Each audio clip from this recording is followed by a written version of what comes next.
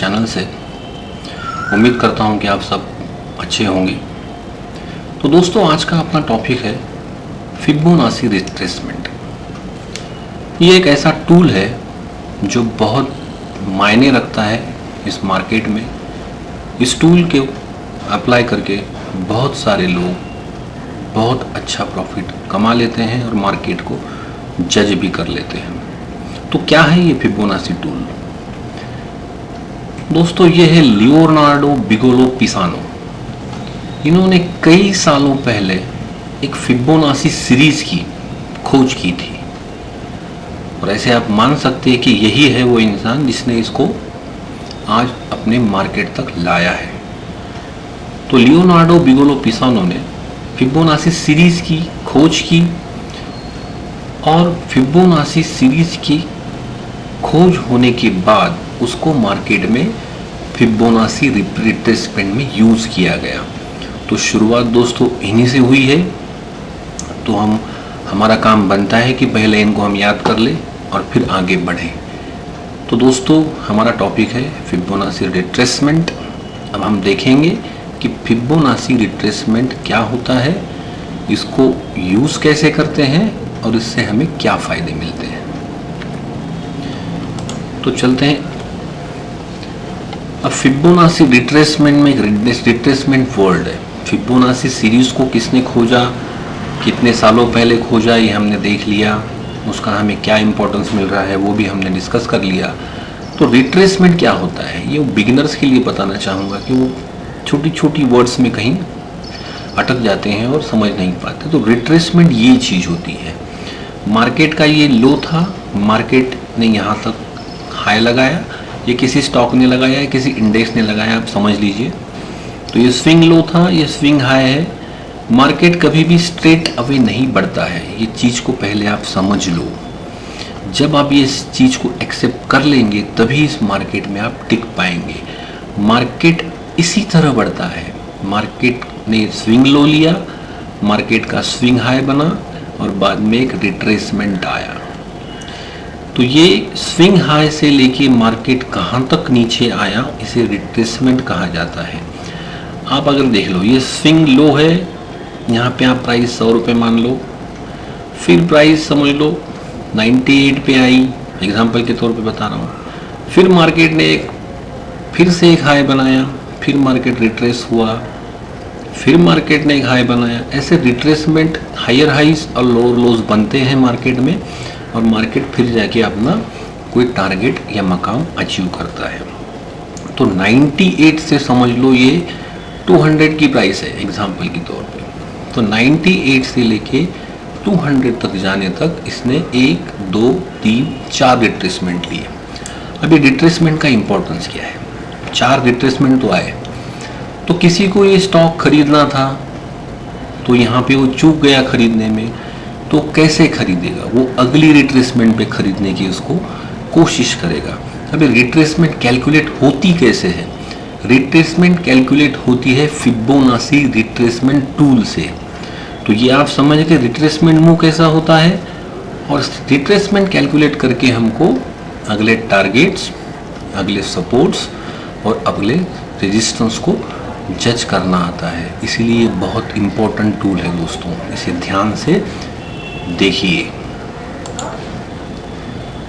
अब देखिए, it plays an important role to indicate support resistance by calculating retracement. Support तो आप जानते हैं कि जहाँ पे प्राइस कंटिन्यू बाउंस हो रही है उसको हम सपोर्ट कहते हैं, और जहाँ से प्राइस कंटिन्यू नीचे आ रही है उसको हम रेजिस्टेंस कहते हैं। ये बेसिक बात है, ये हर कोई जानता है, बराबर। तो ये अब कैसे सपोर्ट और रेजिस्टेंस बताने का काम करता है वो हम देखेंगे डिटेल में। तो देखिए दोस्तों, ये सपोर्ट बना है, यहाँ पे चार्ट में ये प्राइस एक्शन ऐसे ही हुआ, फिर रिट्रेसमेंट आया, फिर एक हाई बना जो कि रेजिस्टेंस माना गया है। क्योंकि रेजिस्टेंस कैसे मानते हैं? जहाँ पे कंटिन्यू, जहाँ से प्राइस नीचे आ रही है उसको रेजिस्टेंस बोला जाता है, और जहाँ से कंटिन्यू प्राइस बाउंस हो रही है उसको सपोर्ट बोला जाता है। ब्रेकआउट किसे कहा जाता है? समझो ये रेजिस्टेंस को तोड़ के प्राइस ऊपर सेट हो गई, तो ये ब्रेकआउट पॉइंट कहा जाता है। फिर ऊपर सेट होने के बाद वो सीधा ऊपर नहीं जाएगा, वो फिर से रिट्रेस होगा, फिर एक सपोर्ट बनाएगा, फिर एक रेजिस्टेंस बनाएगा और ये चलता रहेगा। तो इसका बहुत इंपॉर्टेंट रोल बनता है ट्रेडिंग में। तो चलिए देखते हैं कि फिबोनाची रिट्रेसमेंट को कैसे अप्लाई किया जाता है। फिबोनाची रिट्रेसमेंट को चार्ट पे देखने के पहले दोस्तों तो मोस्ट कॉमन रिवर्सल लेवल देख लो आप, ये आप बस ध्यान में रख लो। मैं आपको चार्ट पे उसको डिटेल में बताने जा रहा हूँ। ये है इस स्टॉक का स्विंग लो और ये मार्केट का स्विंग हाई है। यहाँ से मार्केट अप ट्रेंड में गई, अब यहाँ तक तो उसने बुल ने इसको खींच लिया, अब इसका रिट्रेसमेंट का टाइम आ चुका है।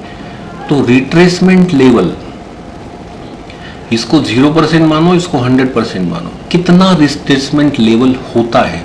तो मैक्सिमम लोग 61.80% रिट्रेसमेंट को वैलिड मानते हैं। उनको लगता है कि यहाँ से मूव रिवर्स होगा। तो ऐसे रिट्रेसमेंट लेवल पे आपको परसेंटेज वाइज लेवल दिखेंगे। पहला दिखेगा 61.8, फिर दिखेगा 50, हो सकता है कि वो 50 पे सपोर्ट ले ले, हो सकता है वो 38.20 पे सपोर्ट ले ले। तो ये दिखाने की वजह इतनी है कि आपको ये परसेंटेज में रिट्रेसमेंट लेवल परसेंटेज में समझ में आए। तो हम जाएंगे अब चार्ट पे और देखेंगे डिटेल में कि ये इसको अप्लाई कैसे करते हैं और एग्जांपल लेंगे कि इसने काम किया है कि नहीं। तो चलो दोस्तों हम आ चुके हैं टाटा मोटर्स लिमिटेड के चार्ट पे।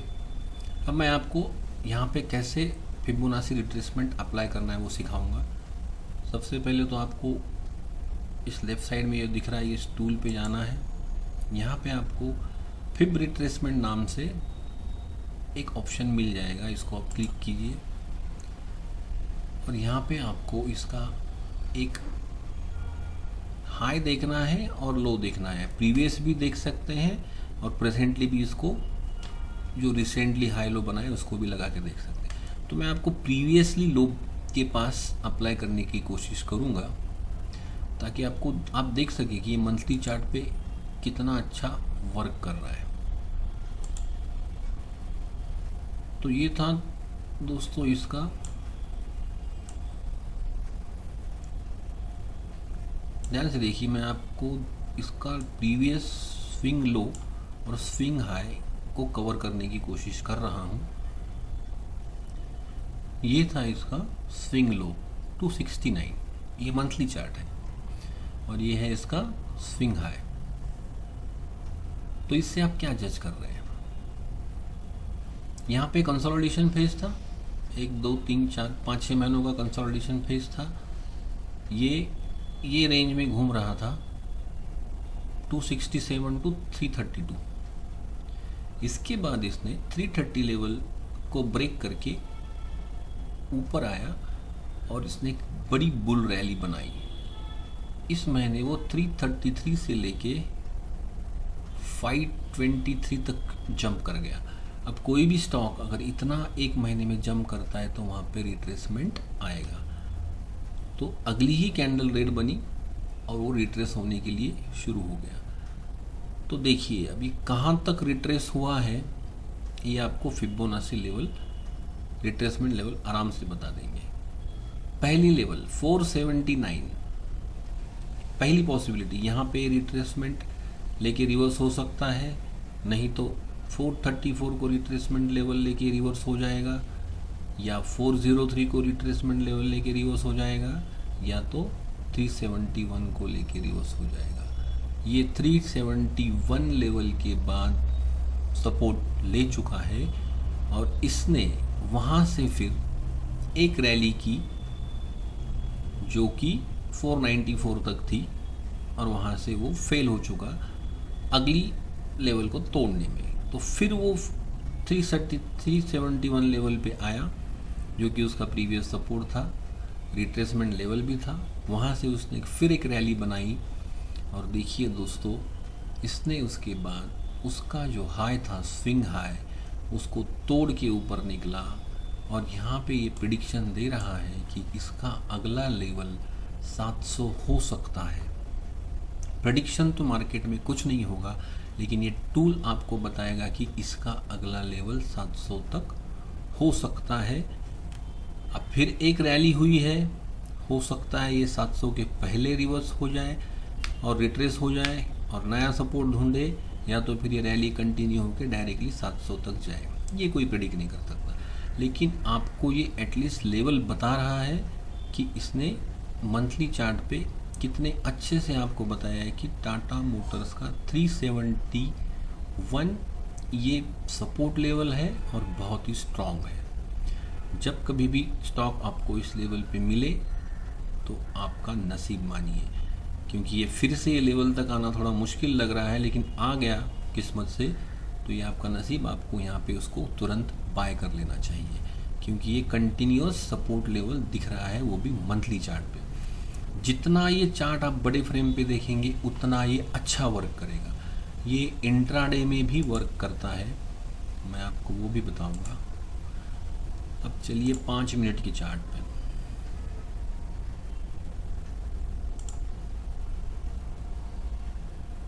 ये देखिए, समझ लीजिए कि आप टाटा मोटर पे इंट्राडे करना चाह रहे हैं, तो आप कैसे लेवल को रिट्रेसमेंट लेवल को प्रिडिक्ट करेंगे। इसका पहले आप प्रीवियस हाई देख लीजिए या रिसेंट हाई देख लीजिए। चलो इसका हम रिसेंट हाई देखते हैं, 630 ये लेवल पे ये रजिस्ट हुआ है, और इसका प्रीवियस सपोर्ट आप देखेंगे तो ये है 620। इसको थोड़ा स्ट्रेच कर दीजिए यहाँ तक। अब देखिए दोस्तों, ये यहाँ से रैली यहाँ आई और यहाँ का रिट्रेसमेंट लेवल आप थोड़ा एनालाइज कर सकते हैं कि ये रैली चली, सीधी चली। यहाँ पे कोई आपको रिट्रेसमेंट, छोटे छोटे रिट्रेसमेंट दिख रहे हैं, लेकिन कोई बड़ा रिट्रेसमेंट नहीं दिख रहा है। ये रैली कम से कम 10 पॉइंट तक चली और उसके बाद एक रिट्रेसमेंट आया जो कि 628 पे कोशिश हुई रिवर्स होने की, लेकिन फेल हुआ। फिर एक कोशिश हुई, देखिए इस कैंडल ने 2 ग्रीन कैंडल बने, कोशिश हुई 626 पे, लेकिन फेलियर आया। तो आपको बस वॉच करना है 5 मिनट के चार्ट पे कि ये कहाँ तक तगड़ा रिवर्सल दिखा सकता है, या तो फिर आप ये छोटे छोटे मूव्स को भी कैप्चर करके प्रॉफिट अर्न कर सकते हैं। फिर ये 624 लेवल के थोड़ा नीचे आया 623 पे, और यहाँ पे इसने हैमर टाइप स्ट्रक्चर बना दिए, और फिर इसने यहाँ पे रिवर्सल साइन बताया, तो यहाँ पे आपकी एंट्री बन सकती है फिबोनाची रिट्रेसमेंट लेवल के हिसाब से। जबकि 5 मिनट्स का चार्ट है तो बड़े लेवल तो मिलना मुश्किल है आपको। 623 से लेके 627 ये अगला रिट्रेसमेंट लेवल था, यहाँ पे रेजिस्ट होने के चांसेस थे, रेजिस्ट भी हुआ, तो 4 रुपये का आप यहाँ पे अर्निंग कर सकते थे फिबोनाची रिट्रेसमेंट लेवल को देख के। अब ऐसा नहीं कि ये बस अप ट्रेंड में ही काम करता है, ये डाउन ट्रेंड में भी काम करता है, बस आपको इसको अपोजिट साइड से लगाना है। हम पहले ऊपर सेलेक्ट करें तो अब नीचे सेलेक्ट करेंगे। अब देखिए हम इसको यहाँ पे सेलेक्ट करेंगे और ये इसका हाई था। समझने के लिए थोड़ा इसको हर बार आप बड़ा करके ही देखिए, ताकि आपको हर लेवल पिछले भी और अगले भी मैच हो जाए। तो देखिए ये डाउन ट्रेंड, यहाँ पे एक शूटिंग स्टार बना, ये आपको बता रहा है कि अगला लेवल 623 हो सकता है, उसके अगला लेवल 622 हो सकता है, उसके आगे, और इसने देखिए कहाँ ब्यूटीफुली सपोर्ट लिया है 620 के आसपास। 620 के पास इसने एक अच्छा सपोर्ट लिया और फिर रैली की। इसने हर ऊपर के रिट्रेसमेंट लेवल को क्रॉस करता हुआ, इसने जहाँ से हमने ये प्लॉट किया है रिट्रेसमेंट का चार्ट, उसको भी ब्रेक करके कितना ऊपर चला गया।